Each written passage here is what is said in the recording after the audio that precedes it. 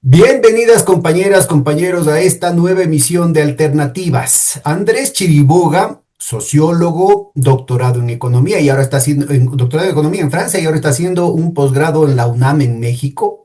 Nos acompaña nuevamente y vamos a conversar de un libro calientito que vino a presentar aquí en el Ecuador. Muchas gracias por aceptar la invitación, Andrés, y bienvenido. Hola Pedro, muchísimas gracias de nuevo por la invitación y por poder compartir este espacio contigo. Como tú dices, un libro calientito de un tema calientito también que tú conoces muy bien. Así que va a ser una buena conversación sobre el tema de dolarización. Bueno, hablaremos mucho de Ecuador, pero también de dolarizaciones en plural, ¿no? Dolarizaciones en el marco de los intercambios internacionales, qué está pasando en A ver, otros y este es países. esta es una cuestión interesante, ¿no? Porque es un tema, es un libro caliente, es un tema caliente y que aquí en el Ecuador no les conviene que se discuta seriamente. Por eso a mí me parece particularmente meritorio el esfuerzo que has hecho, que han hecho los compañeros, porque lastimosamente la academia aquí en el Ecuador nos deja con un vacío terrible, ¿no? Es verdaderamente tan triste que tenga que venir. Eres vos de aquí, pero yéndote allá lo que puedes conseguir un libro de este tipo, ¿no? ¿Cómo Sí, es posible que en 25 años la academia no haya promovido una discusión seria sobre los aspectos técnicos de la dolarización y sobre los riesgos terribles que corre la dolarización con el comportamiento de la oligarquía? Entonces yo creo que es importantísimo lo que vienes a decirnos, así es que empiézanos a contar de qué se trata el libro y de qué consta y cómo así lo han publicado. sí, sí, perfecto. Les cuento un poquito los orígenes de este proyecto. Es un proyecto de investigación grandecito que arranca a finales del 2021 y les quiero mostrar aquí, bueno, a ver si es que creo que es un poquito difícil le tengo que quitar luego el tema este de no sé si Borrar, también. sí, sí. Sí, tengo que Cuéntanos, a quitarle ver. el filtro a este para mostrarles bien el libro. Pero el libro se llama Dolarizaciones, Historias Nacionales de una Moneda Global. Ujú. Entonces, lo que les contaba es, esta convocatoria se genera a finales del 2021.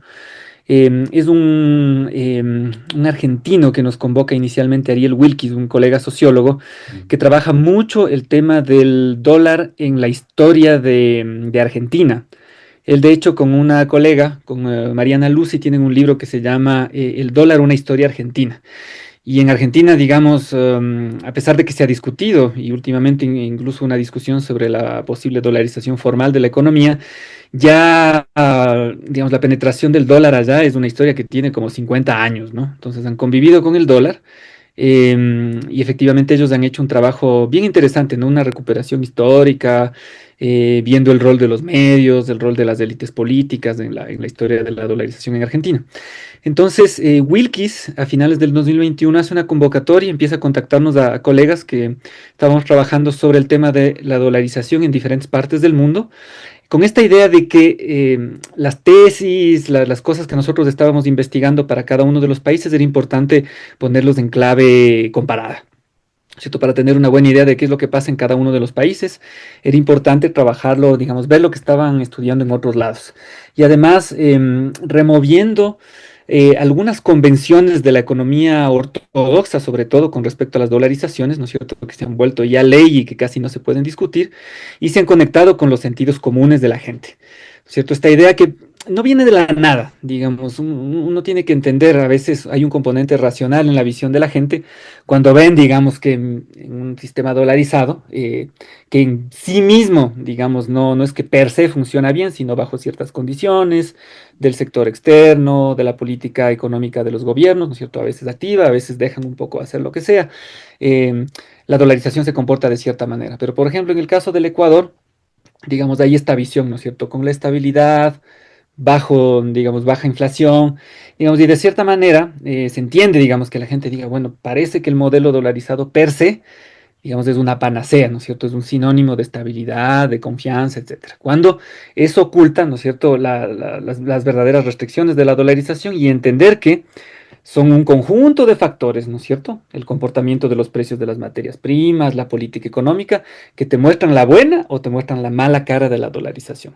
Entonces, contra estas convenciones, ¿no es cierto?, reduccionistas, nosotros hacemos nuestro trabajo desde la sociología, ¿Nosotros desde la quiénes? ¿De política cuántos autores económica, estamos hablando? ¿Qué, cuántos pero artículos? nosotros ¿Qué hablamos países se comparan? sí, sí, mira, estamos hablando de un total de 16 autores. En el libro que les comento y que lo estamos presentando en Ecuador, salió de hecho en Argentina a finales del año pasado ya, en la editorial Fondo de Cultura Económica, en una cooperación con Claxo, con el Consejo Latinoamericano de Ciencias Sociales, y con CALAS, que es un programa financiado con fondos europeos, alemanes específicamente. Se empezó este trabajo, como te decía, en 2021. El libro son 16 autores, 13 capítulos que abordan los casos de Argentina, Venezuela, Ecuador, Cuba, Haití, El Salvador, México, Zimbabue, Vietnam y Georgia. Esos son los países que están cubiertos. Digamos, hay algunos que nos hubiera gustado analizar, por ejemplo, el caso panameño, que es una dolarización formal, pero bueno, digamos, no se lo puede hacer todo. Bueno, yo te recomiendo para la segunda edición un datazo y que muy pocos economistas lo ubican, más aún porque la mayoría de los economistas son una tarea de acomplejados, ¿no? Entonces le dan un carácter así. Sobre el fetiche monetario hay un fetiche particular sobre el dólar porque es gringuito de ojos azules, ¿no? Pero el ejemplo más masivo, más duradero, más brutal de, entre comillas, dolarización son los propios Estados Unidos. Los Claro, Estados Unidos utilizaron la moneda de curso normal, a pesar de que la moneda de curso legal desde Hamilton, desde la Constitución de 1787, fue el dólar, y la moneda de curso predominante fue primero la moneda de 8 pesos española, y cuando se independiza Nueva España es el peso mexicano. Y en realidad solamente se convierte, bueno, hay un momento muy importante de expansión de los greenbacks durante la guerra civil, pero en realidad solo se impera el dólar como moneda de circulación normal en todo el territorio de los Estados Unidos después de la fundación de la Reserva Federal en 1913. Y para ser más exactos, cuando hace falta para pagar el impuesto a la renta que se hizo en esos mismos años y sobre todo se generalizó a finales de la Primera Guerra Mundial. Imagínense, estamos hablando de la gran potencia mundial que duró casi 150 años, ¿no es cierto?, con un sistema de dolarización, es decir, porque el fenómeno que estamos hablando, ¿no es cierto?, también podría hablarse de euroización, es correcto. el hecho de que hay en un país soberano existe la infiltración de una moneda extranjera como moneda de curso legal. Yo creo que es muy importante el que hayan hecho esta comparación que incluye Vietnam, que incluye, o sea, países con distintos regímenes y de distintas geografías, porque creo que eso nos va a permitir justamente eliminar buena parte de esos, que no son aspectos teóricos, sino más bien ideologías y sesgos y complejos, ¿no? Exactamente, además tremendamente vinculados a intereses particulares de las élites económicas, que es el trabajo que yo Y particularmente vos como contribuyo. sociólogo, además, con el tema simbólico, pues, ¿no? O sea, el tema del poder, del sometimiento ideológico, del efecto demostración, de todo el tema, inclusive lacaísta que hay en algunos sectores, ¿no? Sí, sí, sí, sí, exactamente. Entonces nos metemos justamente con esa discusión. Y ahí me acordaba, Pedro, digamos, una cuestión que para mí como sociólogo, pero se aplica, por supuesto, para los antropólogos y para varios economistas que, como tú dices, no son acomplejados y están dispuestos a poner en cuestión varias de sus convenciones, que es una manera de trabajar que nosotros tenemos que... hay un sociólogo francés, quizá el más célebre de todos, Pierre Bourdieu, que hay un texto que se llama, es una traducción ya de un texto en francés que se llama Question de Sociologie de los años 80, 1980 para ser preciso, y en español se traduce La sociología es una ciencia que incomoda. Y efectivamente a nosotros nos toca ser incómodos por dos razones. Una, porque nuestros objetos de estudio, en este caso la dolarización, están llenos de convenciones, ¿no es cierto? En este caso que vienen de la economía más de corte ortodoxo, ¿no es cierto? La dolarización entendida como una respuesta exclusivamente racional y previsible a cuestiones como la inflación, como la devaluación, la volatilidad cambiaria, sin negar que hay un componente de ello, pero no exclusivamente.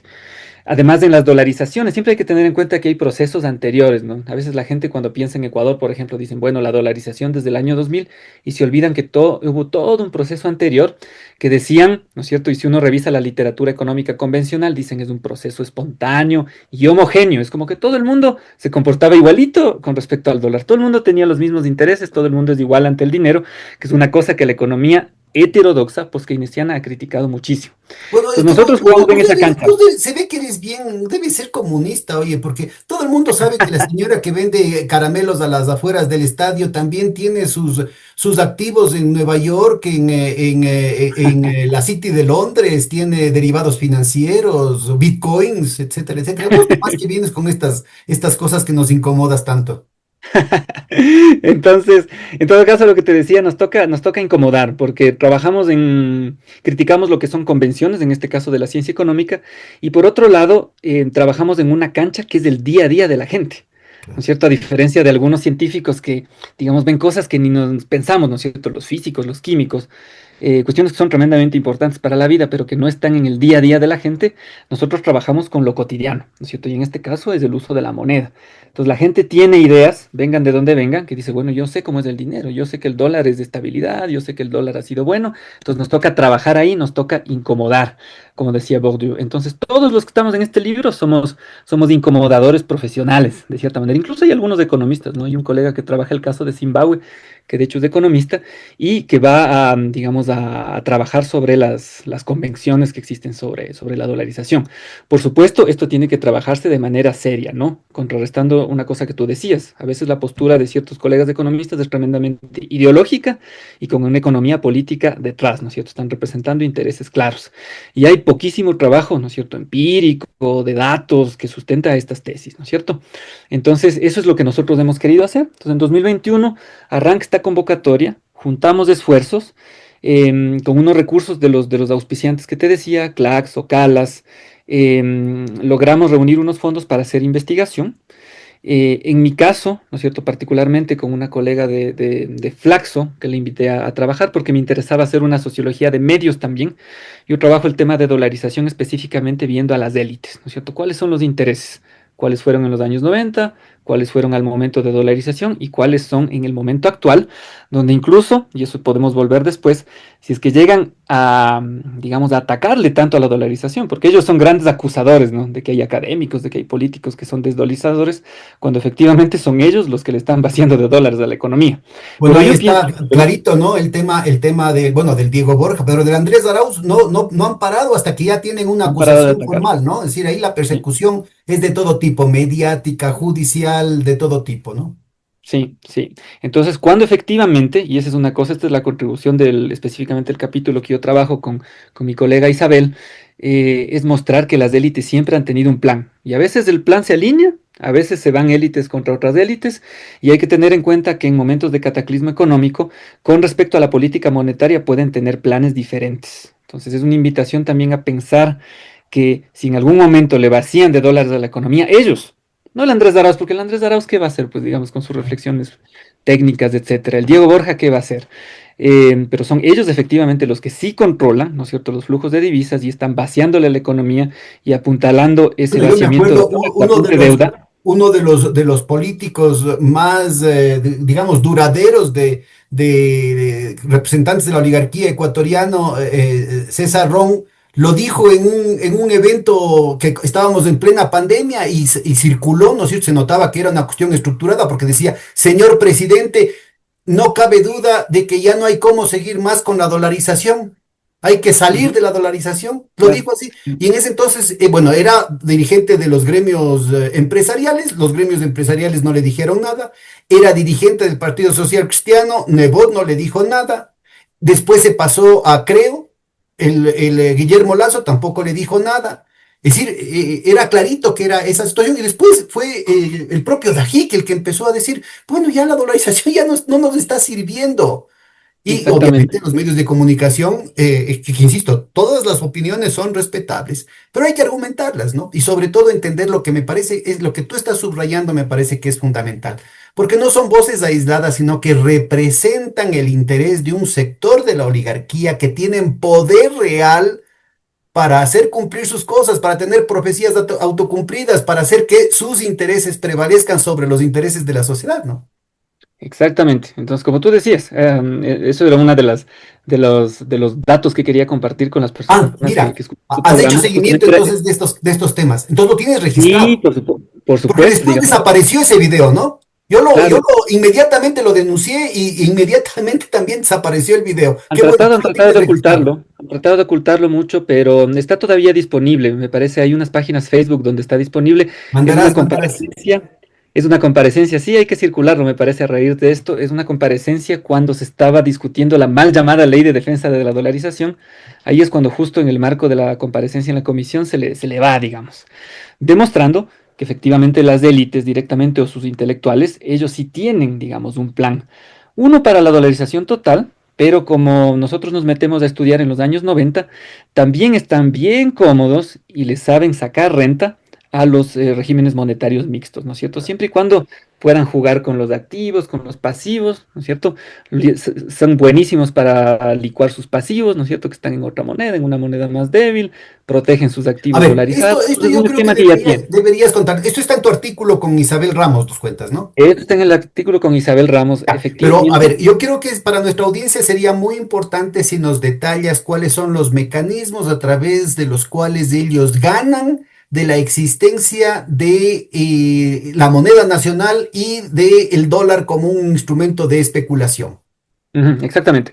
Entonces, vámonos al texto, ¿no es cierto? Que es un texto, es uno de los capítulos. Luego podemos volver y les cuento un poquito más de los Sí, otros claro. textos o en otro espacio incluso de los... Y por supuesto una invitación, ¿no es cierto? Que la gente pueda acceder al libro. Hay una versión física que está circulando ya en Ecuador, pero asimismo hay una versión anterior digital publicada por el Consejo Latinoamericano de Ciencias Sociales por Claxo. Entonces, si ustedes buscan dolarizaciones, Claxo, Ariel Wilkis, que es el nombre del editor, ustedes van a encontrar los textos. Ya en versión Fondo de Cultura Económica, sí es un trabajo como más bonito de estético, Claro, eh, y esto sobre todo unificar la queda citación y demás gratis cuestiones para los como más compañeros que formales. puedan piratear también.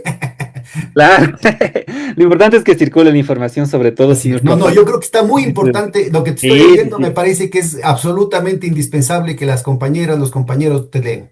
Sí, verás, entonces te cuento el tema del artículo y ahí vamos incluso entablando una discusión, porque además hay poco de esta discusión en materia económica, ¿no es cierto?, sobre efectivamente la economía política de la dolarización, los intereses, y parte del trabajo que motivó, digamos, nuestras preguntas de investigación, si queremos portarnos muy académicos, vienen, por ejemplo, del trabajo que vos hiciste en la transición.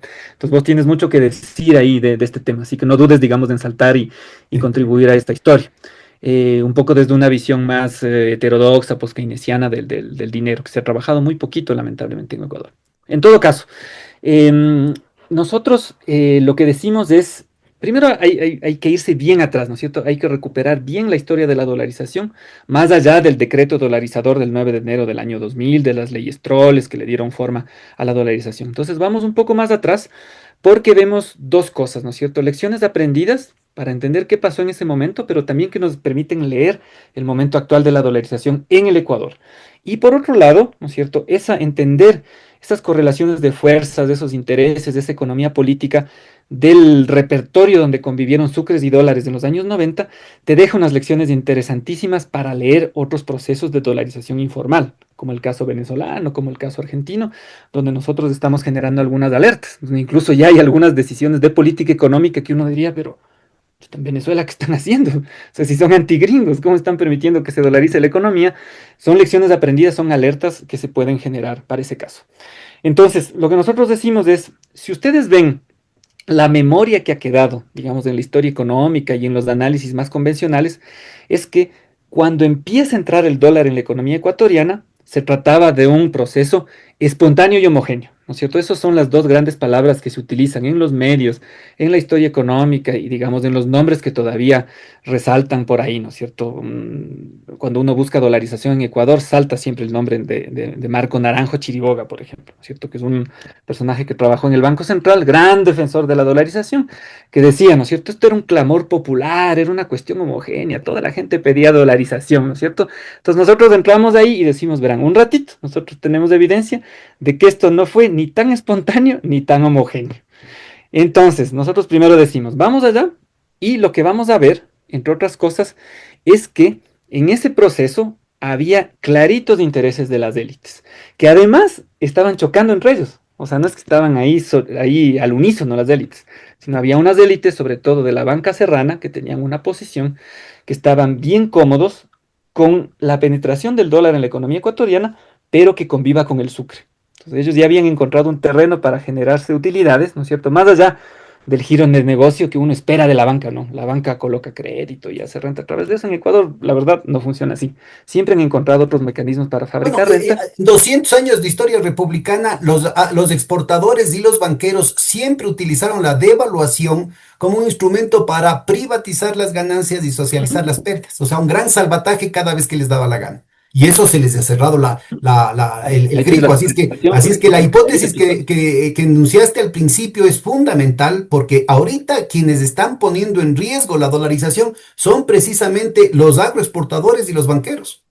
Ujú, ujú, exactamente. Y que seguramente tienen un plan para un escenario. O sea, no es que se están equivocando, pobrecitos, no entienden y, uy, se equivocaron. No, no, no. Ellos tienen un Sigue, plan sigue, para sigue sacar la despacito. carretera. Discúlpame que yo fui el que te interrumpí, que no pude morderme la lengua.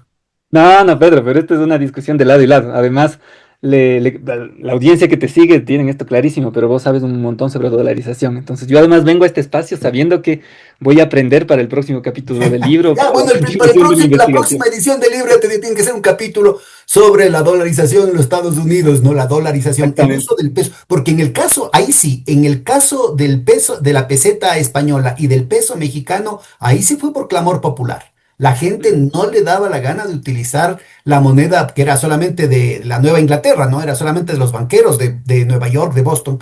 Pero la gente, todo lo que era la zona de frontera, la expansión de los Estados Unidos sobre la base de la matanza de los indígenas, lo hacían con la moneda confiable, que era la moneda de plata, pues, ¿no? Y México era el proveedor de la plata mundial durante siglos, ¿no? Bueno, sigue, por favor. Estábamos en el tema de cómo utilizan las dos monedas como un instrumento de hacer ganancias. Exactamente. Entonces, nuestra hipótesis es, primero, no es homogénea, no es un proceso natural, hiperracional, ni mucho menos, aunque pueden haber componentes de ese tipo. Y ahí es donde empezamos a buscar pistas, ¿no es cierto?, para hurgar. Es un trabajo básicamente entre científico, digamos, hasta de investigación, con mucha suspicacia y demás. Entonces, una primera evidencia de esto la encuentras en la manera en que impulsaron la desregulación que permitía todo esto, ¿no es cierto? La gente se debe acordar seguramente de unas leyes claves, ¿no es cierto?, que se promulgaron a inicios de los 90, mediados de los 90, ¿no es cierto? La famosa Ley de Régimen Monetario y Banco del Estado del 92, la Ley de Promoción de Inversiones del 93 y la Ley General de Instituciones Financieras del año 94, Ya, que y son esa, por favor, claves. amigas, amigos, subraye con rojo, porque esa es la clave. Primero, porque sabían que con esa ley iba a haber una crisis bancaria, y segundo, porque sabían que con esa ley iban a socavar la soberanía monetaria del país. Así como saben perfectamente que con la ley mal llamada de fomento productivo, y la que vos mencionaste de defensa de la dolarización, desde del 18 y del 21, garantizan que el Ecuador sea un centro de blanqueo de capitales y por eso es de la escalada de violencia. Que quede clarito, digámoslo otra vez. Ujú. Sí. Entonces, esto en primer lugar lo, digamos, lo vemos, porque estas son las leyes, ¿no es cierto? La gente, algunas personas deben acordarse de los créditos vinculados, ¿no es cierto? Que estuvieron en el corazón de la crisis, el uso de la banca offshore, pero también estas normas facilitaron la penetración de dólares y su utilización por parte del sistema financiero. Entonces, esto estaba en el plan de las élites. No era un ejercicio académico, desconectado del gobierno. Y esto, y ahí es interesante la invitación que yo le hago a Isabel, porque yo le digo a Isabel, mira, todo esto que yo estoy viendo, ¿no es cierto? En un análisis de procesos, buscando algunos datos para leer la economía política, seguramente tiene a los medios de comunicación y su propaganda como, primero, como un correlato, o sea, en lo que ellos dicen en los medios de comunicación tiene que revelarse esto, esto es una hipótesis. Y además utilizan activamente, ¿no es cierto?, los medios de comunicación, incluso su propaganda, para fomentar esto. Entonces, efectivamente es lo que encontramos, ¿no es cierto? Que ellos estaban empujando activamente este tipo de desregulación, ¿no es cierto? Estas normas en su publicidad. y para quienes tengan la oportunidad de ver el libro, nosotros recuperamos incluso la publicidad de los medios y vemos cómo va evolucionando en el tiempo. Entonces, por ejemplo, ellos se tomaban el nombre de los depositantes. Decían, hay una publicidad del Banco de Guayaquil del año 94, donde le decían, digamos, esto en los, es Isabela que entiende mucho más de eso, pero te dicen tal parte del periódico, te decían, señor presidente, nuestros clientes esperan ansiosos la promulgación de la ley de instituciones financieras para que puedan recibir los buenos intereses de sus saldos en cuenta corriente. Este tipo de mensajes así, miren, bien Intereses en totalmente dólares, engañosos. esa es la clave, en dólares.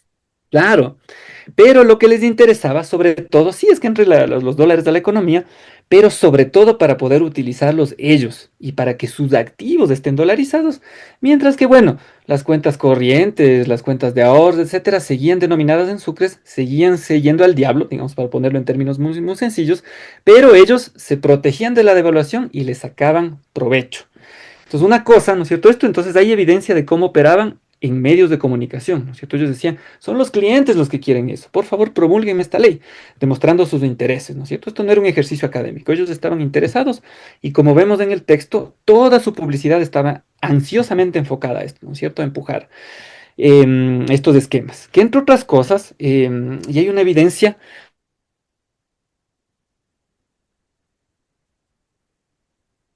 en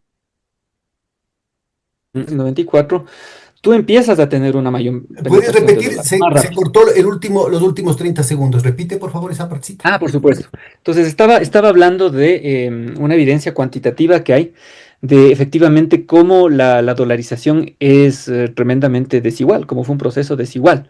Entonces se facilitó el acceso de dólares y su utilización por el sistema financiero.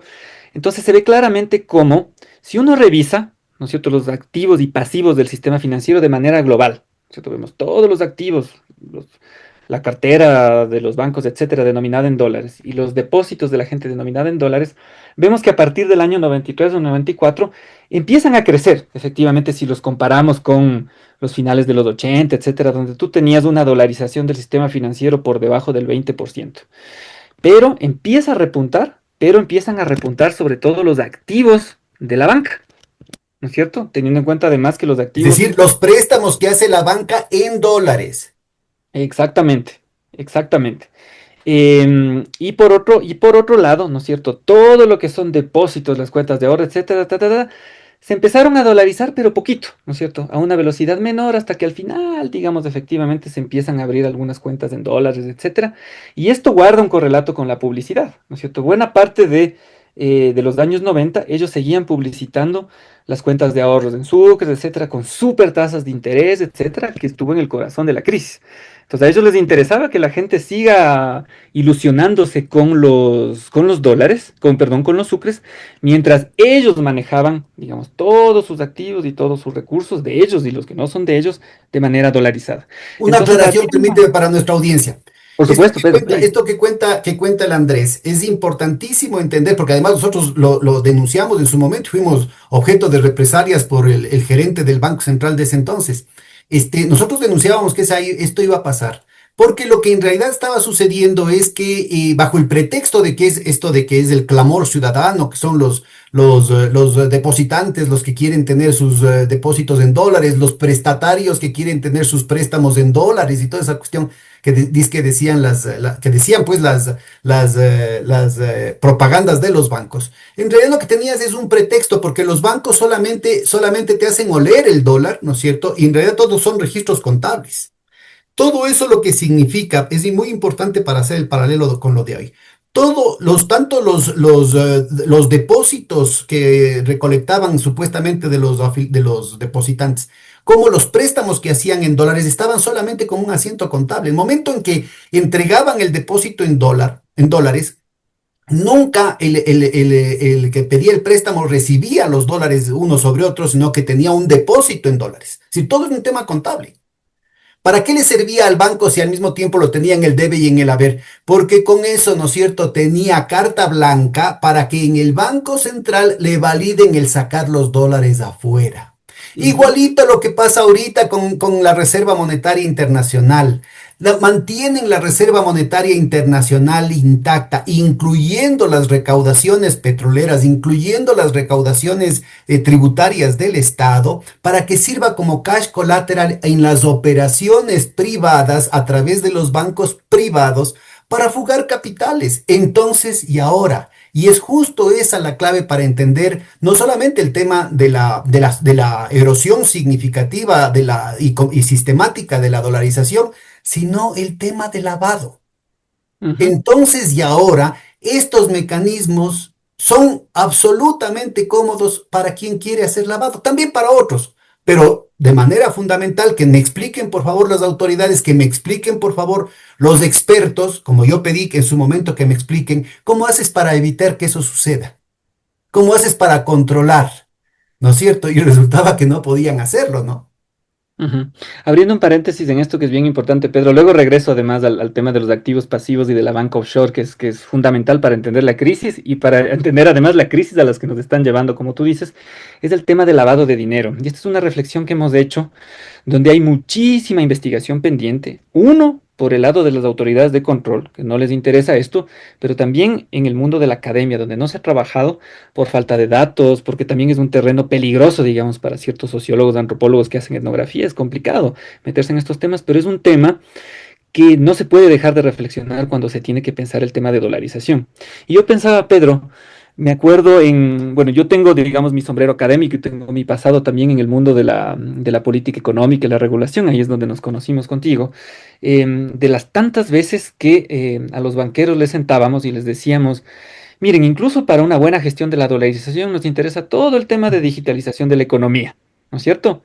El mal, puta, el pobre dinero electrónico que le tacharon de lo peor del mundo, al punto en que en algún momento las altas autoridades dijeron, bueno, si quieren háganlo ustedes mismos, pero hagan tarjetas de crédito, tarjetas de Claro, débito, inclusive se les dijo que los dinero banqueros sean los que electrónico. hagan esta cuestión y no Háganlo quisieron. ustedes mismos, les dijeron en algún momento. Pero a ellos nunca les interesó, incluso cuando el modelo, porque no se les presentaba como una idea suelta, además, Pedro, vos te acordarás. O sea, ya incluso con el modelo de negocio, con la rentabilidad, qué tanto podían bajar, por ejemplo, las comisiones para todo este tipo de servicios, mientras maximizaban el volumen de estos servicios y seguían ganando, ¿no es cierto? Negocio rentable, vean, hagan ustedes. Les damos facilidades, les damos crédito tributario, les damos todo. ¿Por qué no quieren hacer? Y en ese momento ya estaba presente el tema del lavado, digamos, lamentablemente el Ecuador, además con economía dolarizada, ha sido tremendamente atractivo para eso, pero yo pensaba, bueno, esto es el rentismo, ¿no es cierto?, del sistema financiero, son cómodos, ya saben cómo hacer las cosas, el crédito de consumo, la tarjeta de crédito, tasas altas, comisiones altas, es su giro de negocio, digamos, no les interesa la modernidad de alguna manera.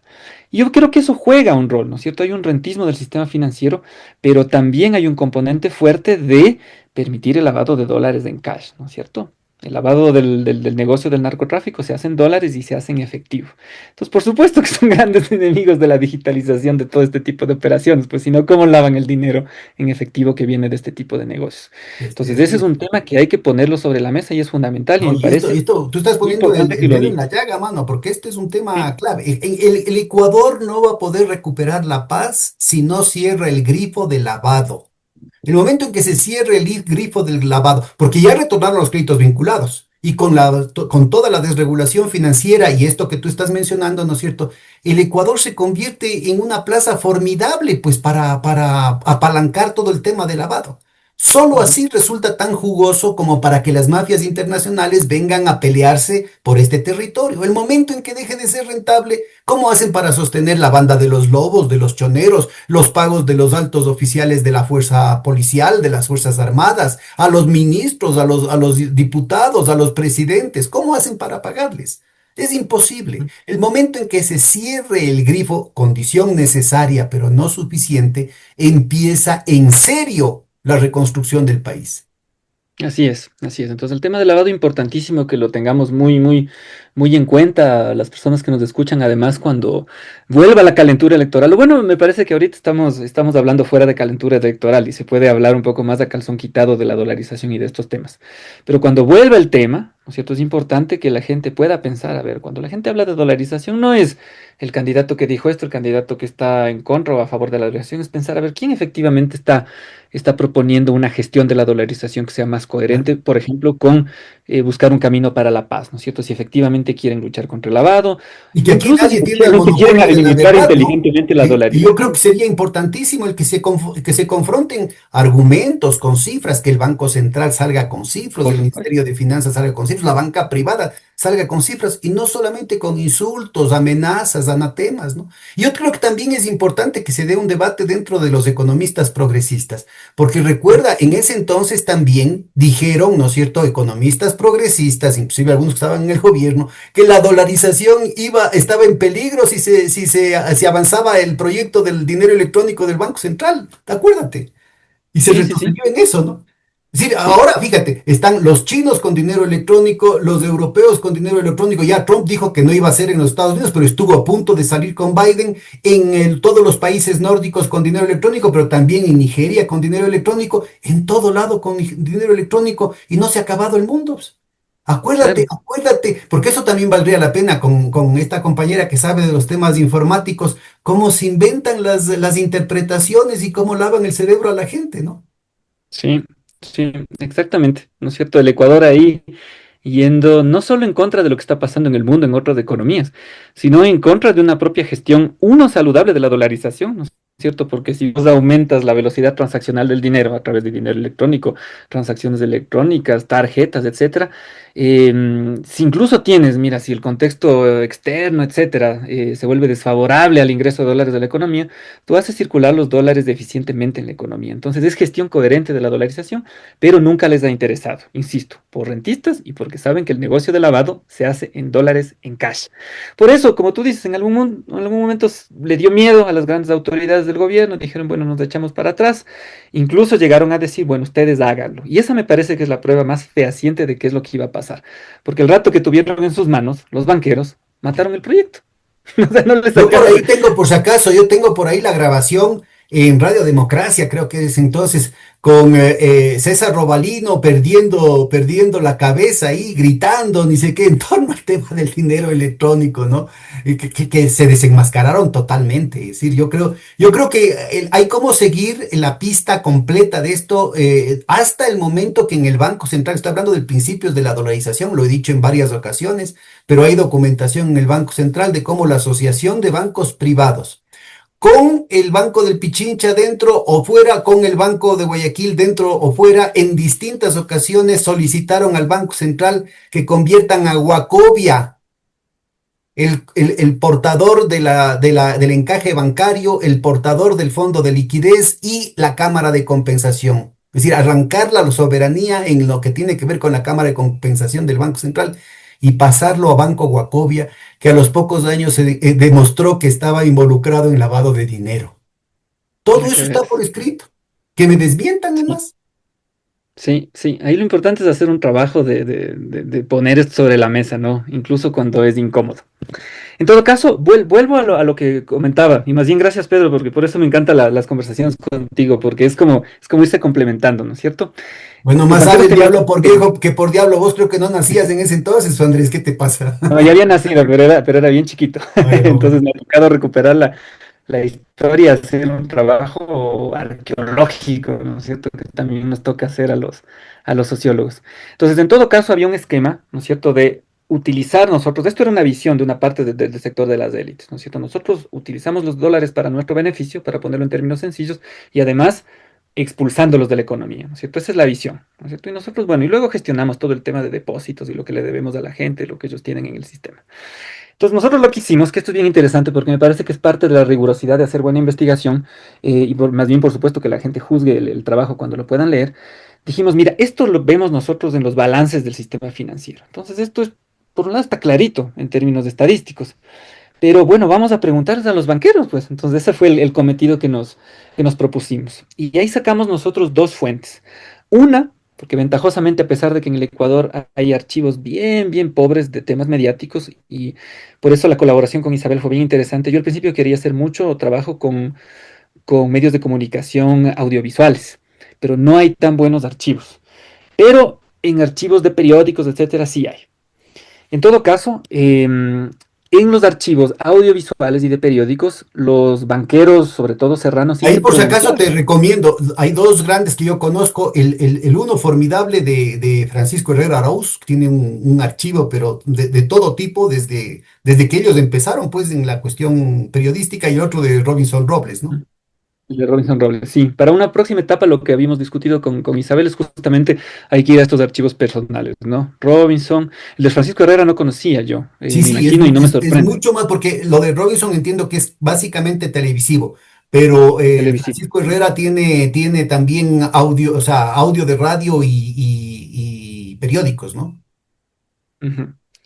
Pero bueno, en todo caso, para la investigación que publicamos, recuperamos dos tipos de testimonios. Uno, declaraciones públicas que hicieron en radio sobre todo y en prensa escrita, algunos banqueros dando cuenta de esto. Entonces, en el texto nosotros recuperamos testimonios de los grandes ejecutivos de la banca de la Sierra, sobre todo, donde hasta el último defendieron esta convivencia entre sucres y dólares, ¿no es cierto? Decían, no, no, no hay que dolarizar al 100%, ese es un proyecto de otro sector de las élites. Y por otro lado, cuestiones un poco más ricas, digamos, ya quitados todos los eufemismos y cosas que la gente se cuida a veces cuando dan declaraciones en radio y en televisión, que son entrevistas anónimas a banqueros que fueron parte de estos procesos a finales de los 90. Y ustedes van a encontrar en el texto estas declaraciones donde, esta es una manera además que a mí me gusta trabajar mucho, digamos, yo aprendí a hacerlo esto sobre todo en el doctorado, que es buscar evidencia cuantitativa y para darle un poco de más carne y hueso, es confrontarles a los propios actores. Entonces, con esta evidencia, ¿no es cierto?, con los datos de balances que acabamos de discutir, yo fui a entrevistarles a algunos banqueros que aceptaron, ¿no es cierto?, bajo condiciones de anonimato, hablar de qué es lo que estaban haciendo en los años 90 con la convivencia entre sucres y dólares. Y ahí hay unos testimonios lindísimos donde dicen, ¿no es cierto?, te cuentan, y hay una cita que me voy a permitir leer, Pedro, felizmente tenemos un Claro, poquito de tiempo. sí, sí, sí. Hay un banquero que a mí me decía, verás, nosotros ya manejábamos y ofertábamos productos en dólares a la gente, pero la mayor parte de la gente prefería los sucres. Aquí yo abro un paréntesis porque además su publicidad les llevaba a los depositantes a esa parte. Cierro paréntesis. El banquero decía, la gente se maravillaba con las tasas altas en sucres y creían que podían vivir muy bien de las rentas. Las crecientes tasas en sucres atraían más que la devaluación. Para la gente era más fácil entender que te pagaban una tasa alta, digamos el 40% en sucres, a pesar que es mejor tener una cuenta u otro producto en dólares porque el sucre se devaluó en un 120% respecto al dólar. Aunque la idea de los dólares se empezaba a posicionar, la gente gastaba en sucres en la economía y con las inversiones en sucres tenían la impresión que les pagaban un montón. Por su parte, que es lo que tú contaste, los bancos demandaban dólares al Banco Central para sus inversiones y para su cartera propia. Eso es lo que estaban haciendo. Entonces, A un ver, testimonio magnífico. dos detallitos de es una joya lo que tienes ahí. Mira, dos detallitos en lo que dice este banquero. La primera es que cuando dice de inversión, está refiriéndose a las inversiones offshore, ¿no? Exactamente. Entonces, las Offshore, por supuesto. inversiones offshore, por si acaso, fueron aprobadas por la Ley General de Instituciones del Sistema Financiero de 1994, a la que hacíamos referencia. Esta situación era una ficción.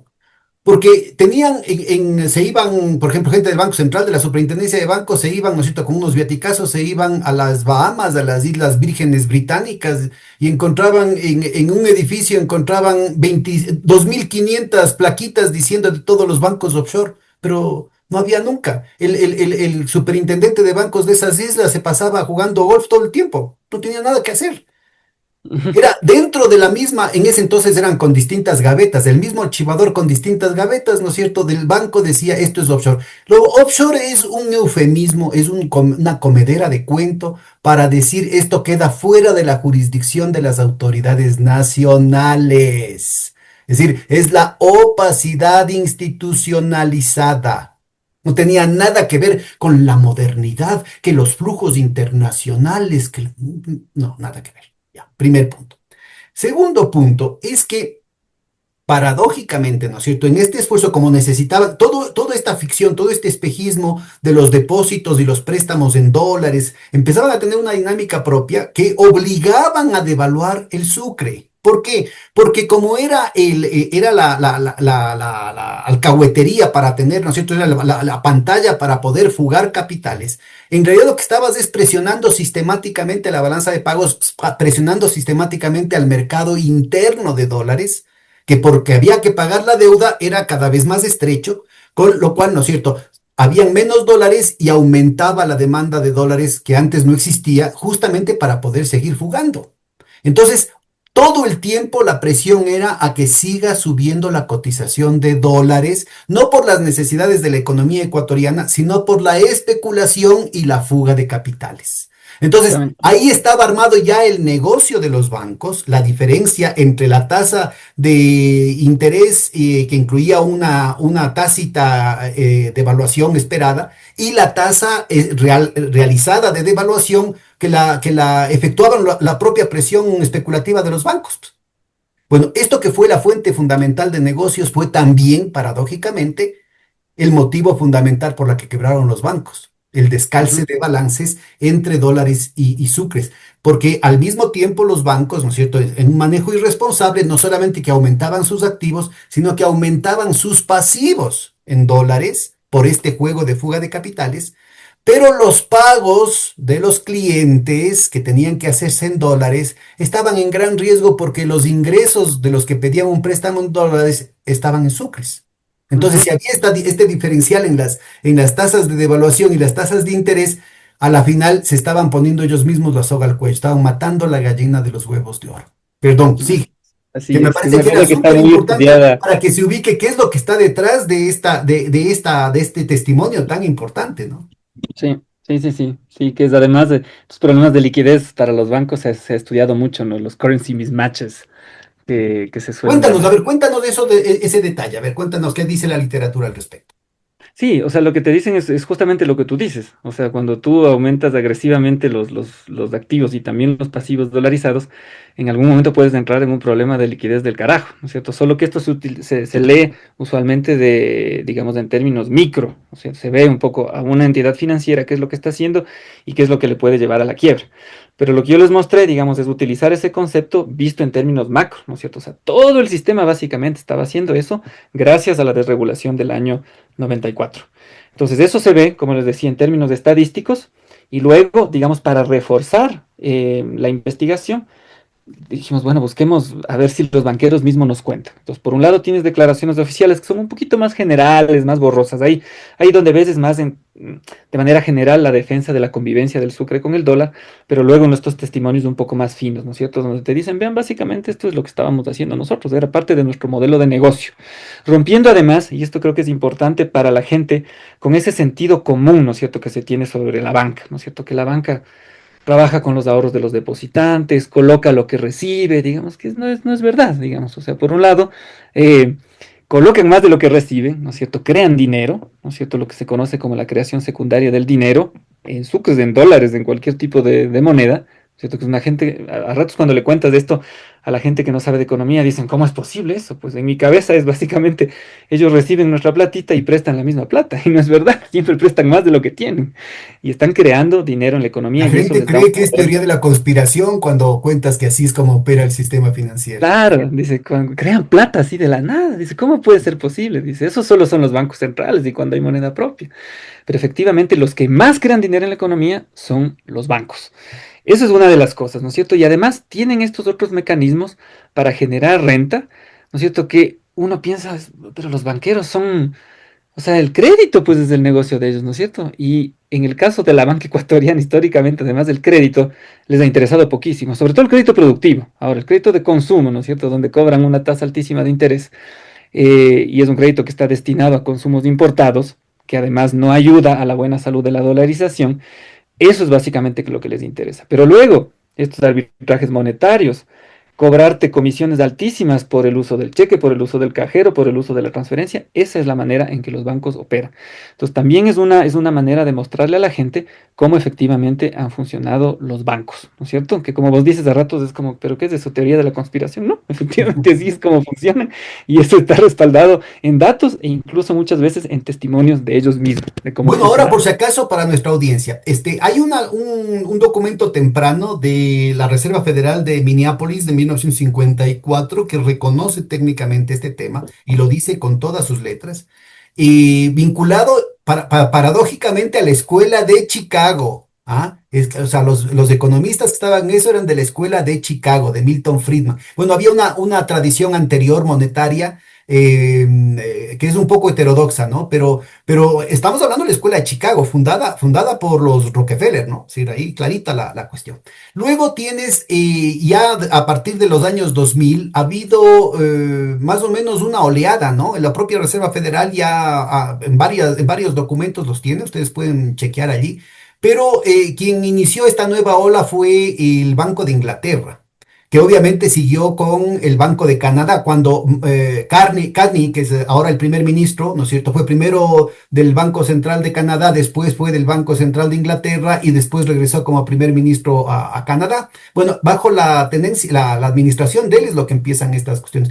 Y luego tienes en todo lado ellos, o sea, ya los bancos centrales reconocen abiertamente eso. A nivel teórico, Charles Woodward tiene un montón de textos y era un economista digamos, relativamente heterodoxo, pero miembro del directorio del Banco de Inglaterra, miembro de los consejos del Banco de Basilea, es decir, estamos hablando del establishment, el corazón del establishment que ya reconoce esta herejía de la que estamos conversando. Lo que pasa es que aquí en el Ecuador, no solamente los ortodoxos, sino hasta algunos progresistas todavía no se desayunan de eso.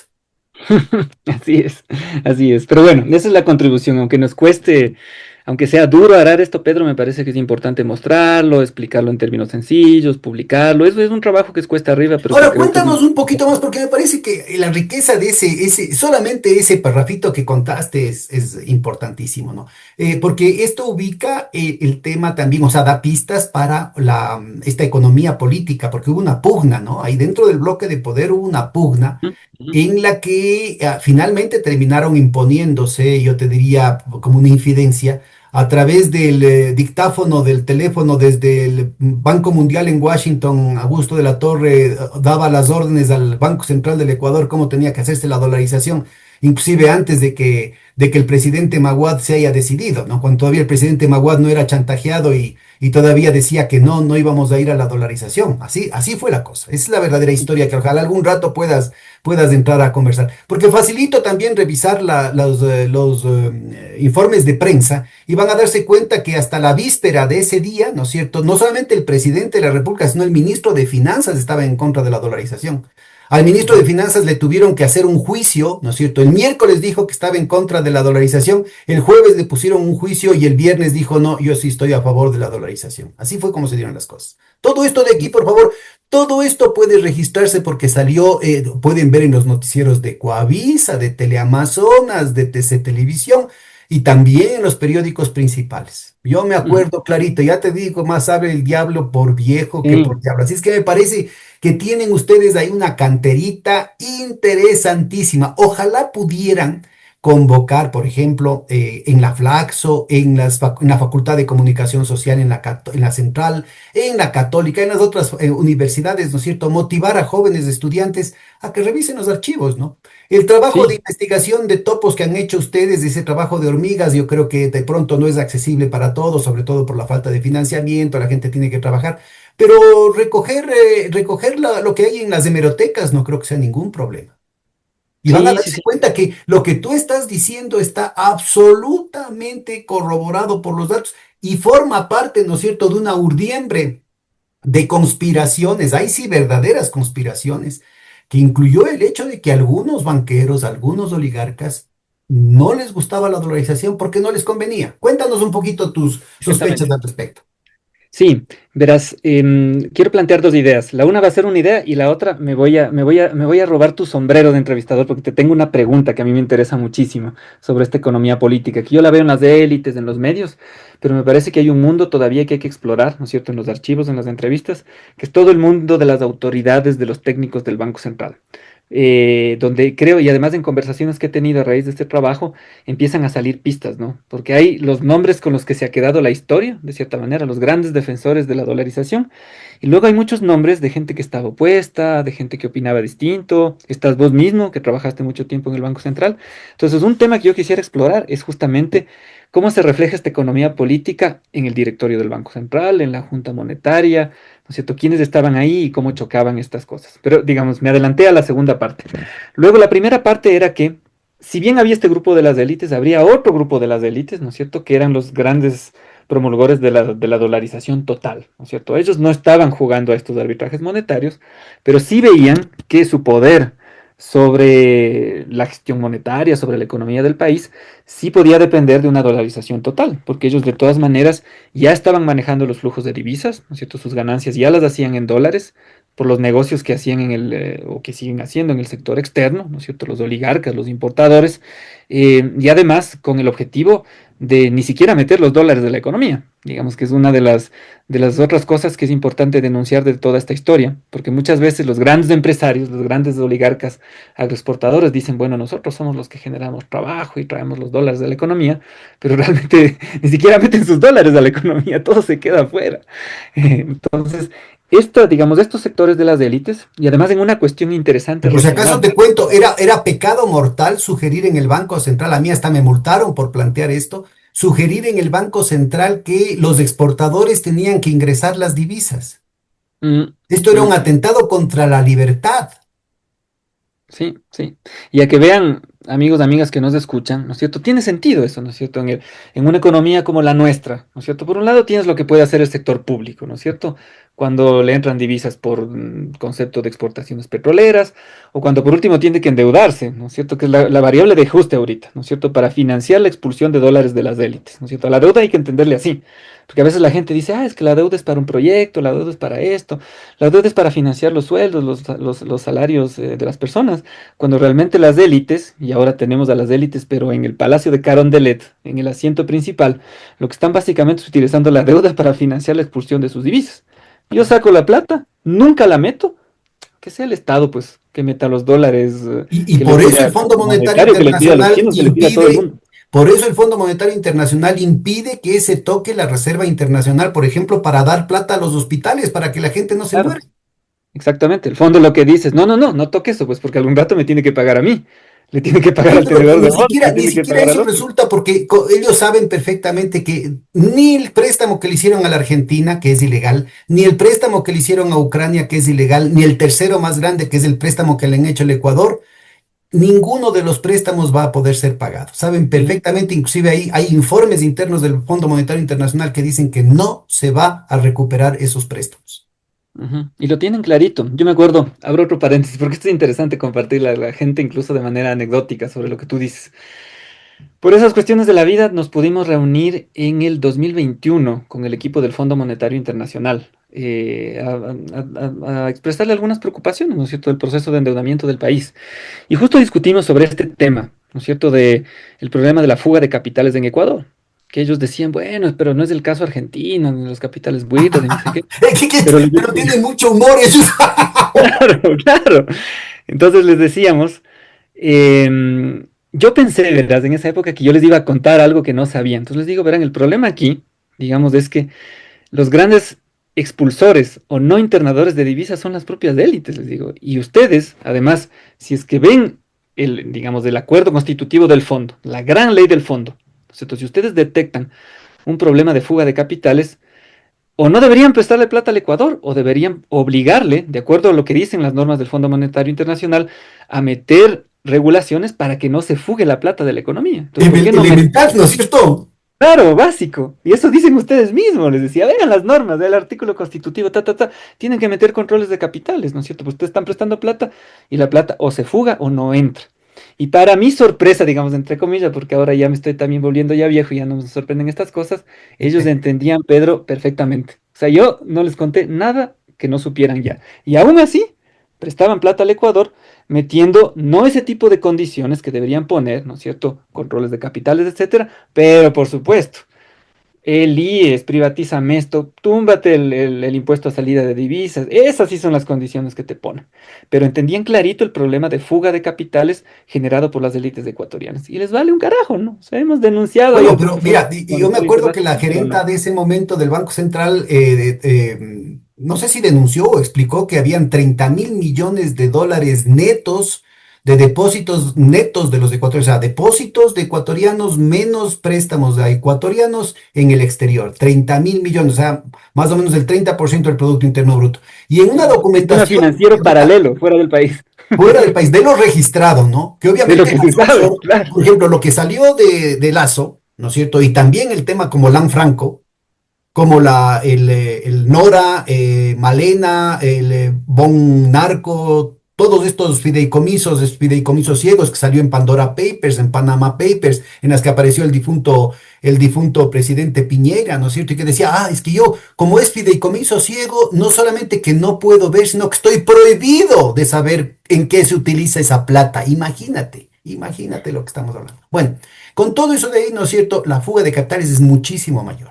Aquí estamos hablando exclusivamente de lo registrado. Sabe, claro. Bueno, pero fíjate, el cinismo llega todavía más grave, porque esos 30.000 millones de dólares a los que hacía referencia la gerenta fueron después desmentidos en una documentación del Fondo Monetario, en una de las cartas de intención, y dijeron que eran 54.000 millones de dólares, o sea, más del 50% del Producto Interno Bruto. Sí, Entonces sí. saben perfectamente qué es lo que están haciendo, pero yo te completo con un pequeño detalle, que por favor a mí no Ujú. me crean nada de lo que digo, que yo desde chiquito he sido bien mentiroso. Por favor, revisen, Vayan, revisen. vayan y revisen. Cuando en el Ecuador se quiso plantear, por eso es que a mí me multaron, te digo, en el Banco Central, porque yo lo dije. Había ya literatura cuando se hizo la reforma financiera, la desregulación financiera de 1994 que provocó la crisis bancaria después. Se sabía que ese tipo de desregulación provocaban crisis. Hay no solamente de gente progresista, sino yo insisto, Ronald McKinnon, que era uno de los protegidos del Fondo Monetario Internacional, que publicaba en las revistas del Fondo Monetario Internacional, un monetarista de pasta dura, digamos, que lo venía diciendo. Y ya para entonces, cuando se hizo en el 94 la reforma, habían 23 casos en América Latina, en algunos casos, como el caso de Colombia dos veces, como el caso de Argentina dos veces, como el caso de Chile. Y aquí se copió la ley de instituciones financieras fue copiada de Chile antes de que el propio Pinochet la corrija, sabiendo que esa ley iba a provocar crisis bancaria. Todo esto lo saben, por favor, revisen, es cuestión. Kenneth de Rogoff y Carmen Reinhardt tienen unas estadísticas al respecto, tienen estadísticas con fechas y van a darse cuenta Claro. que son anteriores al 94. Son anteriores del 94. Me parece que estas estadísticas van incluso hasta inicios del siglo Así que, XIX, así una que cosa para así. vos, que estabas diciendo, para nuevas investigaciones, pero también para las compañeras, los compañeros que nos oyen, ahí tienen una fuente para hacer tesis de grado, pero formidable, porque todo eso está ahí. Y Ujú. obviamente ninguno de los economistas, entre comillas, que se respetan, van a mencionarlo, ¿no? ¿Qué dirá la revista People? Imagínate. Entonces, yo creo que es muy importante lo que me estás planteando ahorita, muy importante la investigación que estás haciendo, pero me parece que tu oficio de sociólogo te da para más. Aquí cuéntanos, por favor, a ver, y aventura algunas hipótesis respecto a cómo se dio en ese entonces se dieron las pugnas en el bloque de poder para finalmente acabar con la dolarización. ¿Y cuáles son las pugnas que vos más o menos vislumbras ahora? Mm, Que ujú. yo creo que hay una fuerte movida dentro de las oligarquías para nuevamente regresar para desdolarizar el país. Son los que provocaron las reformas que generaron la crisis bancaria y ganaron con eso, ganaron con la crisis bancaria, ganaron con la dolarización y ahora quieren ganar más con la desdolarización. Así es Sí. que yo quiero oír tu opinión al respecto. Sí, sí, sí, vamos a eso. Entonces, un poco para cerrar la idea de la historia de los 90, ¿no es cierto? Tenían ustedes las élites financieras de la sierra y luego estas élites digamos, de la costa, sobre todo centradas en la cámara de la pequeña industria, que en el caso del Ecuador los industriales son los menos industriales, digamos, finalmente los más importadores, que empujaban por una dolarización total de la economía. Entonces, nuestra contribución es, además, remover un poco la historia como ha quedado, ¿no es cierto? Como si fuera una decisión técnica para algunos buenos, para algunos malos, del Banco Central preparado, no preparado, qué le Por pasó a voluntad Nahuatl, popular. o un clamor popular que de popular y de clamor no tenía absolutamente nada. Es una decisión finalmente que resuelve un conflicto entre las élites, ¿no es cierto? Una élite se impone y las otras élites tienen que de alguna manera alinearse, ¿no es cierto? Alinear su modelo de negocios al momento dolarizado. Como les digo, esto se ve en declaraciones de ellos mismos, esto se ve en además cómo se transforma la propaganda de los medios de comunicación del sector financiero. ¿Cierto? En buena parte de los 90, como ustedes van a ver en el libro, se ve como la propaganda, ¿no es cierto?, va enfocada a ayúdenme con la desregulación, ustedes sigan, ¿no siendo, depositando sus recursos en sucres y luego es que se transforma, ¿no es cierto?, a un alineamiento de la propaganda para hacer incluso lo que se llamó una campaña por la dolarización, porque una cosa que la gente no se acuerda es que a inicios ya de la dolarización legal, o de jure también como se le suele decir, fue un momento de mucha convulsión, digamos, puta, la gente gente que agarró pensiones jubilares o que estaba ganando en sucres, digamos, su capacidad adquisitiva se desplomó. Solo Además para que... nuestra audiencia, discúlpame que Sí, recuerden sí, a Pedro, los sigue, por más supuesto. jóvenes. El salario mínimo vital, el momento de la dolarización quedó en $48 mensuales. Y esto es importante por muchas razones, por lo que vos estás diciendo, pero también porque desbarata totalmente una ideología que se dice en los libros de texto y que los sacerdotes de esta religión del dios Mamón, que somos los economistas, la repetimos a cada rato, es que si bajan los salarios va a aumentar el empleo. Y al contrario, se redujo el salario mínimo vital a $48 mensuales, pero además aumentó el desempleo y el subempleo. Ujú, ujú, exactamente. Y en los primeros años de la dolarización, además, no es que se controló y bajó la inflación. Entonces fueron momentos muy Ese es convulsos. otro cuento, porque nos Ujú. me acuerdo, los famosos, pues, ¿no? Que hicieron su carrera en torno a eso, como por ejemplo el venezolano, ¿cómo se llama? Roberto, el Ricardo Hausmann, que venía y Hausman. decía, Ujú, no, pero es que aquí al día siguiente de la dolarización van a tener tasas de inflación de los Estados Unidos. Total, es que el primer año fueron 107% en dólares, 107% de inflación anual en dólares. El segundo año fueron, creo, 67. Recién el tercer año llegó a 30 y pico. Y al quinto año así empezó a tener un solo dígito, una cosa así. Pero todo ese tiempo significó una transferencia brutal de recursos de los sectores populares hacia la oligarquía que tenía sus activos en el exterior. La fuga de ujú, capitales, el sector especulativo, ni siquiera los sectores productivos de la oligarquía. ujú, ujú, exactamente. Entonces, este es otro tema que es importante discutirlo, pero que es uno de los credos de la literatura, de la investigación en dolarización, que es que te baja la tasa de inflación, ¿no es cierto? Y en el caso ecuatoriano vemos que al inicio del periodo no fue el caso, y luego hay mucha investigación controvertida, ¿no? O sea, en algunos casos te dicen que sí, en otros que no, digamos, es una correlación ahí que no, digamos, no está completamente probada, pero es una idea que ha quedado, digamos, en las tesis de los economistas, ¿no es cierto? Una correlación entre inflación baja y dolarización, sea formal o sea informal. Lo informal además es una tontería, ¿no? Porque, digamos, ni siquiera puedes hacer correctamente el análisis, o sea, no es que puedes medir si las cuentas de ahorros o las cuentas corrientes están más o menos dolarizadas y los Y yo te comparas diría con que es la inflación. totalmente, no tiene ningún sustento, porque al contrario, como estábamos conversando, mientras más había esta dolarización informal, ¿no es cierto? Lo que decías es una presión mayor sobre la balanza de pagos, sobre el mercado de divisas, lo cual aumentaba la devaluación y al aumentar la devaluación aumentaba la inflación, pues. No hay a Ujú. dónde. Sí, y otra cosa que tú ya lo tocaste, Pedro, que me parece que es importante comentar, incluso trayendo el análisis a la clave actual, es que incluso si tú tienes inflación baja, pero no tienes empleo, o tu poder adquisitivo está completamente triturado, bueno, entonces, ¿qué hacemos? Pues con los precios bajos. Entonces es un tema que hay que tener en cuenta. En todo caso, esos fueron los inicios ya de la dolarización formal. Entonces, ahí si quieren una suerte de triunfo de un sector de las élites, los otros, ¿no es cierto? Este sector financiero que estaba jugando con estos arbitrajes monetarios tiene que alinearse y se alinea a este modelo, ¿no es cierto?, de dolarización para el sector financiero, donde incurren en esta manera de hacer negocios los banqueros, ¿no es cierto? Crédito caro, ¿no es cierto? Crédito de consumo, sobre todo, que además es cómplice del debilitamiento de la dolarización, ¿no es cierto? Porque el crédito de consumo en buena medida va enfocado a consumos de importados, ¿no es cierto? Esto es plata que se paga afuera finalmente, más allá de las utilidades que se quedan los importadores. Además, otros mecanismos de extracción de dólares de las clases populares para quedárselo el sector financiero, ¿no es cierto? Crédito caro, comisiones caras, digamos, ese es el modelo de negocios de los banqueros, ¿no es cierto? Rompiendo este mito de que, bueno, ellos colocan crédito, un cierto tipo de crédito. No, digamos, buena parte son puras comisiones o crédito que extrae dólares de la economía y empiezan además a alinearse con fuerza a pedir, ¿no es cierto?, regulaciones que te faciliten la expulsión de dólares, ¿no es cierto? La liberalización de la cuenta de capitales y demás. Con fuerza a inicios de la década del 2000. Luego, digamos, hay una disputa finalmente en la época del gobierno de Correa, ¿no es cierto?, entre el 2007 y 2016, 2017, y que luego toma de nuevo fuerza, ¿no? Con Moreno, con Lazo, con Noboa, en todas las leyes que empiezan a promulgarse desde finales del 2017.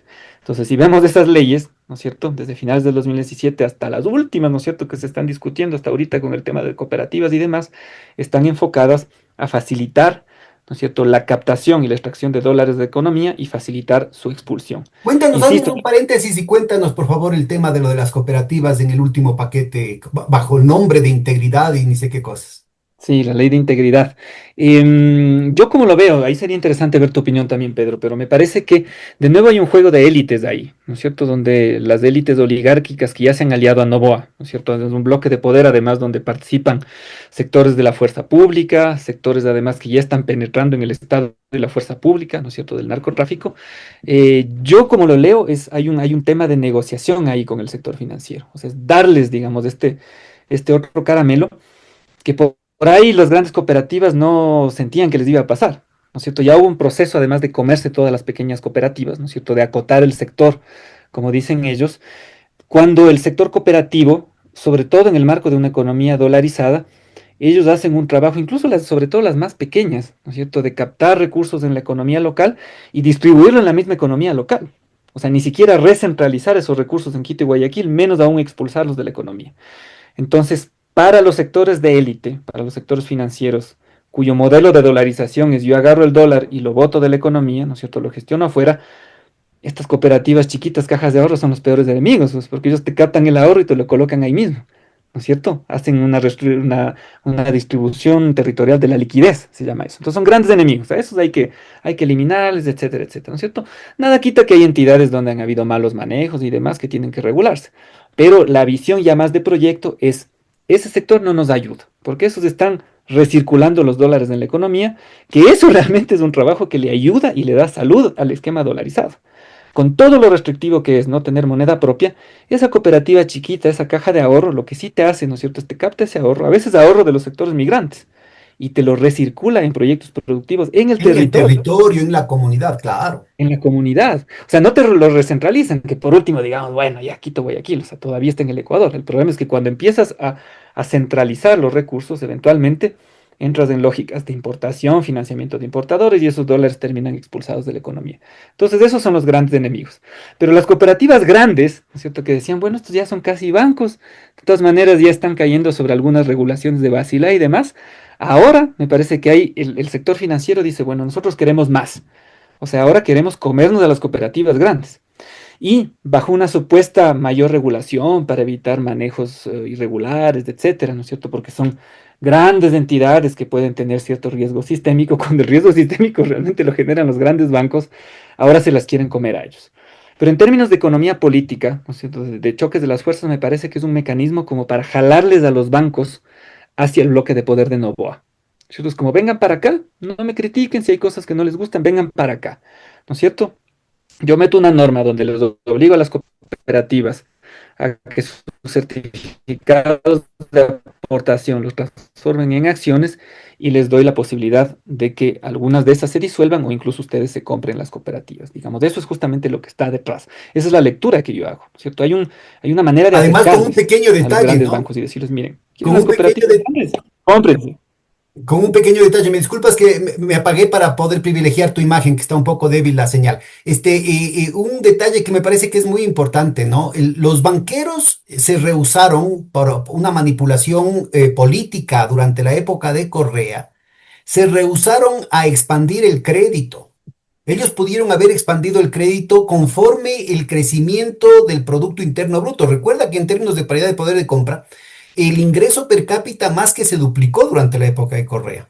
Y entonces era perfectamente factible el acompañar con un crecimiento del crédito productivo, ahí sí, ¿no es cierto? Y también de consumo, pero el crédito productivo, Ujú. que esté acorde con la expansión de la economía y Claro. totalmente solvente, digamos, la ecuación, ¿no? Se negaron por razones políticas, provocaron un credit crunch durante todos esos años, ese vacío lo terminó cubriendo el sector cooperativo. Entonces, significan llegaron a significar más de como el 22% del mercado financiero del país. Es un pedazo enorme y a ese le quieren echar diente los banqueros ahorita. Ujú. Entonces eso es lo que está detrás de este, bueno, ya esta ley que está en marcha. Las cooperativas están tratando de defenderse apelando a la inconstitucionalidad, donde habrá que ver cuál es el tratamiento que le da la Corte Constitucional, donde se hace un análisis legal, pero también hay política que juega por detrás de las decisiones que tome la Corte Constitucional. Y si no, les tocará un poco defenderse con capa y espada, ¿no? Para que una vez que tengan, Cuéntame, ¿cuál es, si cómo verías razonarse tú, cómo harías un paralelo entre los sectores perdedores del bloque de poder en el año 2000 y los sectores que están teniendo que alinearse a regañadientes frente, que están siendo los perdedores, digamos, de este proceso masivo de reacondicionamiento y de come solito que está llevando adelante Novoa? sí, bueno, yo pienso que hay dos niveles de paralelo. Uno, los grandes perdedores son siempre los sectores populares de la mayoría de la población. Eso, tanto en los 90 como ahorita. Digamos, nunca han ganado. Cuando convivían sucres con dólares, y esta es una historia que no les avancé a contar, pero les hablé mucho del sector bancario, del sector financiero, pero hay otros sectores de las élites que investigamos, como por ejemplo aquellos vinculados a los negocios inmobiliarios, que también estaban aprovechando eso. Allí incluso hay unos testimonios lindísimos donde altos ejecutivos del sector inmobiliario decían, mira, nosotros nos aprovechábamos, nuestros salarios estaban denominados en dólares. Hay una cita lindísima ahí en el texto donde un ejecutivo decía, yo estoy aquí por $2000. A pesar de que luego me pagaban en sucres, yo estoy aquí por $2000. Entonces ellos se aprovechaban de esto, pero todo el resto, la gente, los obreros que trabajan en la construcción, etcétera, todos a ellos les pagábamos en sucres y ahí sus salarios y sus sucres se iban devaluando. Entonces siempre los sectores populares han perdido. Pero por otro lado, un paralelo interesante es justamente este juego de alinearles a las élites, ¿no es cierto?, al gran poder de turno. Ahorita, digamos, un presidente representante de los sectores oligárquicos, garantizando que el sector financiero se le alinee de nuevo, ¿no es cierto? Por si en algunas cosas no les gusta. Yo creo que, por ejemplo, Lazo generó mucho conflicto entre las élites. Y finalmente, digamos, parte de su debilidad y de la muerte cruzada tuvo que ver con esa mala gestión, ¿no es cierto? Se bronqueó con élites económicas, con élites políticas, y pienso que Noboa y quien En esté torno detrás a qué de él, temas crees vos que fueron los contenciosos? en el caso Lazo, ¿por de... qué se enemistó? ¿Fue solamente por el reparto de la futura privatización o crees tú que hubieron otros elementos más de política económica activa los que provocaron esa disidencia del bloque de Lazo? Yo pienso que hubo, me parece que los intereses en torno a privatizaciones fueron fundamentales, ¿no es cierto? Banco del Pacífico, qué iba a pasar ahí, qué iba a pasar con el sector de la seguridad social, fueron claves.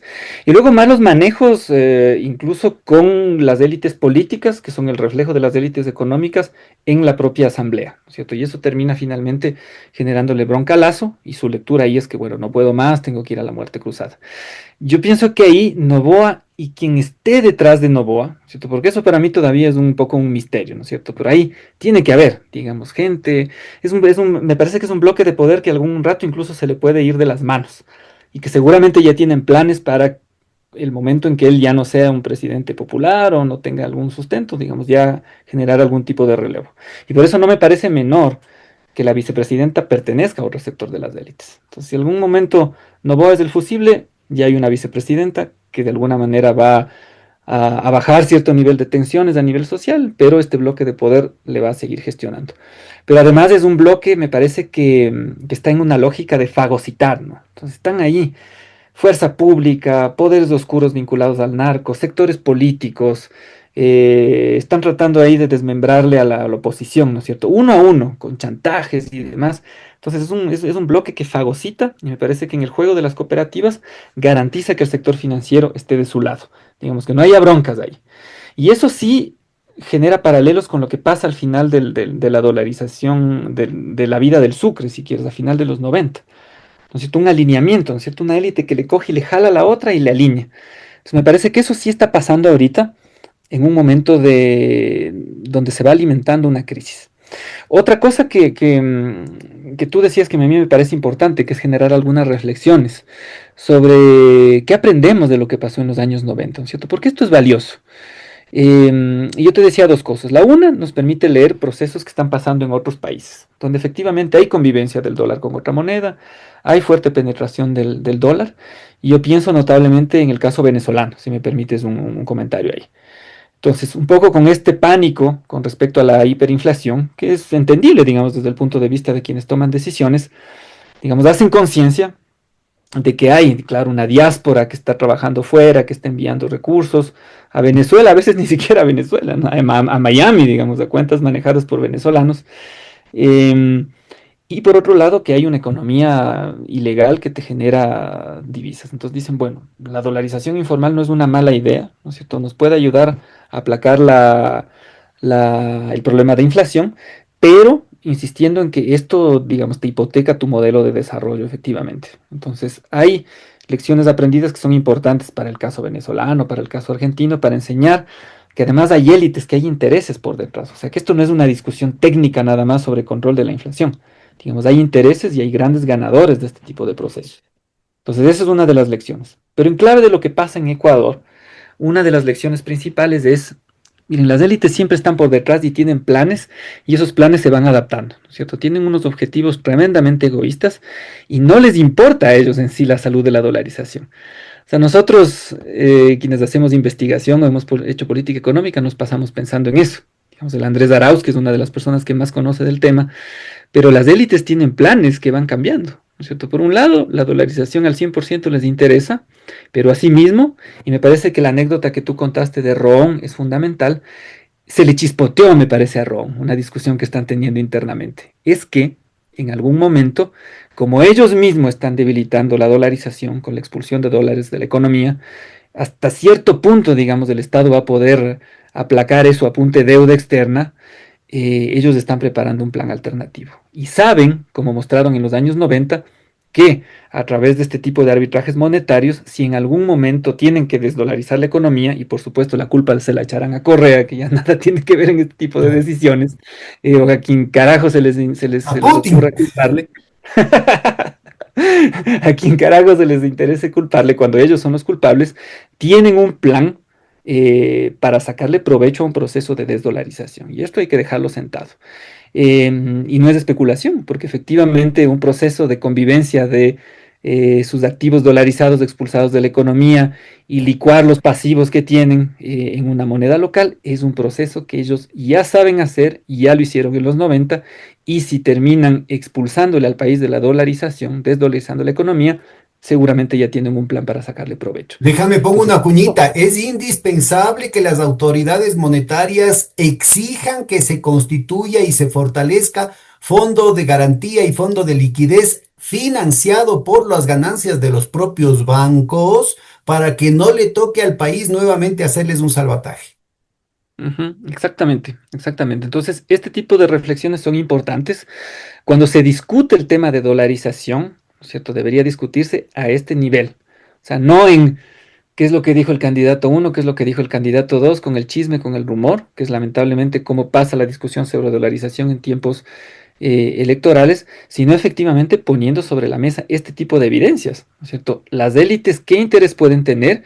Y si efectivamente hay candidatos, ¿no es cierto? Sea que ya estén en el poder o que reaparezcan o que aparezcan por primera vez, ¿qué intereses defienden y qué planes pueden tener para la dolarización? Y esos planes, volviendo a tu pregunta sobre ganadores y perdedores, siempre les tienen como ganadores a ellos, muchas veces incluso en detrimento de lo que pasa con otras élites, porque a veces se alinean y a veces se pelean, pero además siempre en detrimento, siempre perjudicando a las grandes mayorías, ¿no es cierto? La gente que todos los días está trabajando, tratando de buscarse un sustento, ellos son los grandes perdedores. Y esas son las lecciones, Pedro, de nuestro trabajo sobre los años 90.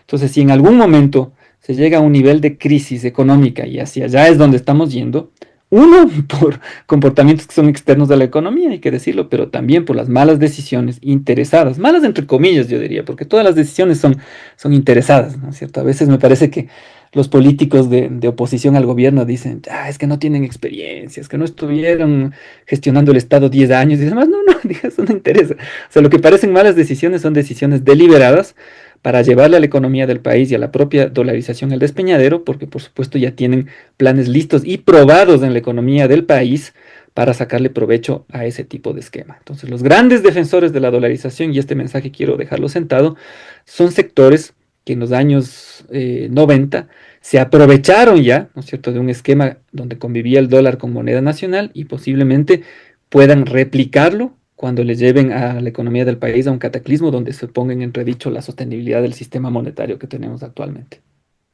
Oye, y tú crees que las reformas del sistema financiero de 1994 tuvieron algún aspecto positivo en el desarrollo del país, en el desarrollo de la masa empresarial, en la modernización tecnológica, en algún sentido?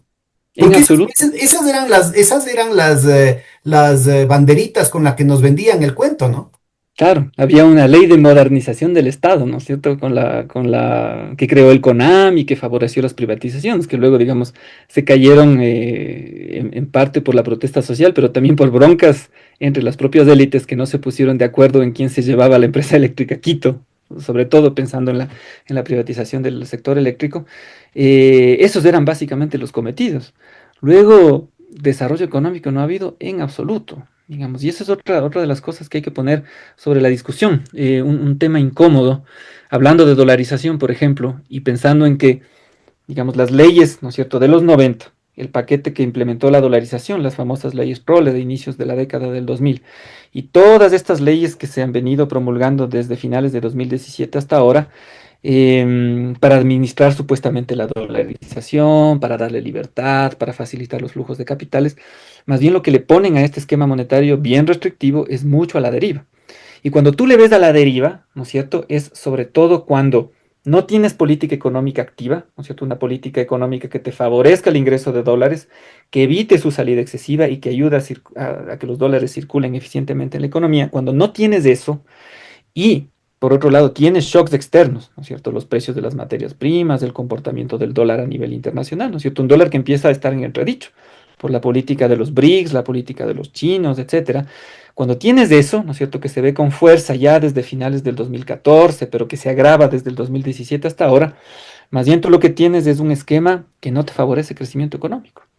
Entonces te puede dejar con esta imagen de, ¿no es cierto?, inflación bajita, bajita, bajita, pero por otro lado no tienes crecimiento económico, ¿no es cierto? Los países que dolarizan, por más que haya algunos indicadores que te dan esta impresión, o que incluso se plasman en los sentidos comunes de la gente como algo bueno, que te da seguridad, no mantienen relación con el crecimiento económico y menos con la transformación productiva.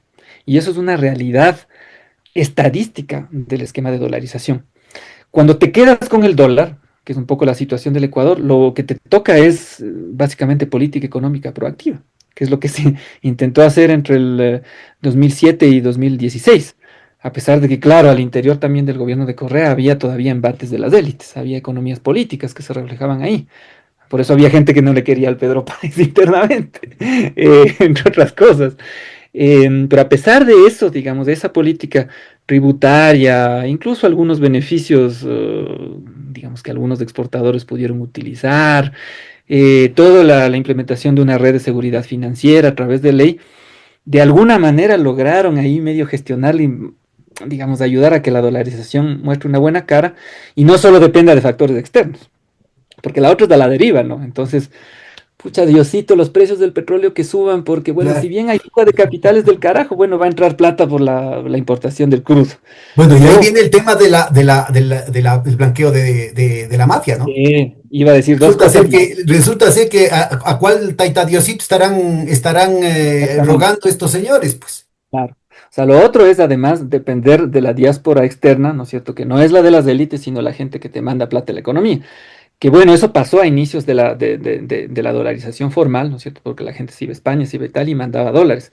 Ahora, el problema que tú tienes es, uno, cuando Trump te pone una política restrictiva del carajo, la gente ya no llega. Y a veces no llega viva, siquiera. Y por otro lado, tienes un fenómeno que son familias enteras que están migrando. Entonces, Claro, los y dólares ya no mandan. un desgarre brutal de la sociedad, de las Es un familias, desgarre de brutal de seres la sociedad, queridos. pero incluso si haces ese ejercicio así medio frío, así que hacen los economistas a veces, ya ni siquiera esos dólares están llegando a la economía. Entonces, ahí la cosa se pone bien, bien compleja. Entonces, dejas a la deriva la dolarización y la dolarización empieza a mostrar su cara fea. Quedándose, y lo que vos dices, ¿no es cierto? Es taparse los ojos, hacerse los giles o no tan los giles y saber que, claro, el negocio del narco es blanqueo de dólares en efectivo, ¿no es cierto? Y con eso y ahí apalancas la dolarización. Si hay alguna variable de ajuste, ¿no es cierto? El plan de las élites no es, pues, digamos, meter coeficientes, meter incentivos tributarios, restricciones, etcétera, que es un poco lo que pensábamos nosotros años atrás, sino es, bueno, si la cosa se pone color de hormiga, ¿no es cierto? Que se le da el Estado que se endeude, ¿no es cierto? Y además tú mantienes una reserva internacional donde además ya hay una nueva prelación de pagos. Y eso vos lo conoces perfectamente, ¿no es cierto? Esa nueva prelación que hay en la reserva, si es que algún momento tú tienes que apalancarle la plata, no es la plata del común de la gente, pues es la plata del sistema financiero. Y esa es la variable de ajuste que ellos han manejado. Por eso el endeudamiento hiperagresivo de los últimos años no es para financiar proyectos de desarrollo y demás, sino es en buena medida para apalancar la expulsión de dólares de las propias élites. Entonces así están sosteniendo la dolarización, en vez de hacer un modelo distinto, proactivo, que de alguna manera reequilibre esas desigualdades. Pues. O sea, que quienes están expulsando dólares de la economía, traigan un poquito más que sea obligados, incentivados, etcétera. Eso es una manera de gestionar este esquema que es tremendamente restrictivo, y esto hay que decirlo, es una mala palabra. Lamentablemente en Ecuador se discute con poquísima seriedad esto, pero es un poco lo que ha quedado. No dejarle a la dolarización a la deriva, insistiendo además, Pedro, que detrás de la supuesta dolarización a la deriva, dolarización de mercado, están intereses de las élites y algunas veces intereses tremendamente oscuros. Fantástico, oye, yo creo que es obligatorio leerte, pero te quedaste debiéndome, pues, o sea, tenemos todavía que hablar de los otros capítulos del libro. Así es que Claro, claro, te claro. comprometo. ¿Cuándo me das otra sesión para conversar en detalle eso? Y sobre todo, mira, ahí tú catalogas al paso estas políticas activas de defensa de la dolarización en contraposición a las políticas pasivas del laissez-faire, de dejar hacer, que son el desastre completo.